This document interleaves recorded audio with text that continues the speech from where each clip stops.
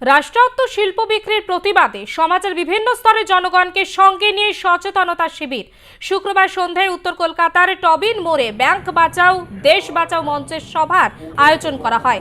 ব্যাংকের বেসরকারীকরণ হলে অর্থনীতি দুর্বল হয়ে পড়বে আর ঋণ খেলাপি কর্পোরেটদের সুযোগ করে দেওয়া হবে যাতে ব্যাংকগুলি লুট করতে পারে। ব্যাংক বেসরকারীকরণ হলে সাধারণ মানুষের সঞ্চিত অর্থ লুট হতে পারে, এমনই বার্তা দেওয়া হলো ব্যাংক বাঁচাও দেশ বাঁচাও মঞ্চের তরফ থেকে।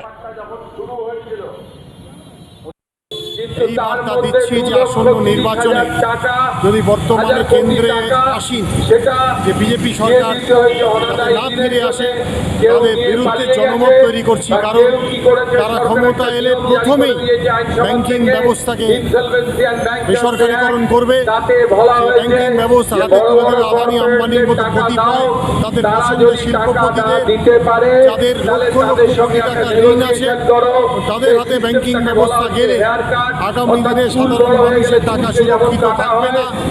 সাধারণ মানুষ ব্যাংকিং ব্যবস্থা থেকে বঞ্চিত হবে, টাকা লুট হবে।